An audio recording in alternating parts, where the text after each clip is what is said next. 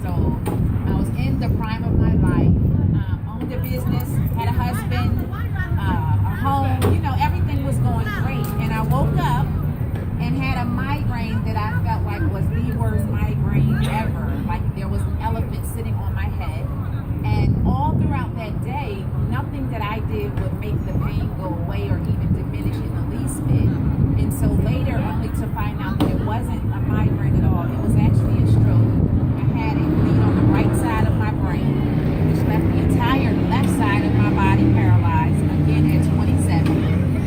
And then several days later, while in ICU, I had a bleed in the front of my brain. And so that was the second time that I had a stroke. And clearly was confused. Why is this happening to me, right? And so I remember being in a state of confusion and asking that question over and over. Why is this happening to me? Why me at 27? I'm a mom. What have I done that was so bad? And then later realizing, why not me? Why not me go through this and be able to help other people not go through that? And so hindsight, looking back at the situation, I was overweight. I had uncontrolled high blood pressure. So not just blood pressure, but it was totally uncontrolled. I didn't take medication like I should have. And then put myself really in a position of danger, of risk.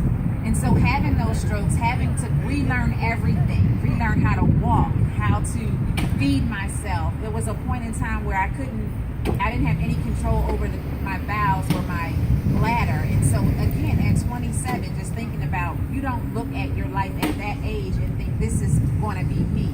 I'm not the face of stroke, but really I am the face of stroke. And more, there are younger and younger people going through the exact same thing, and we can help them. We can help them prevent going through what I went through. And so I share my story freely because I want people to know that the face of stroke doesn't look like our grandmothers anymore. I am the face of stroke, and we can prevent this from happening to other people. And I thank God that I'm able to stand here today before you and share my story with you. So I'm going to turn it back over to you.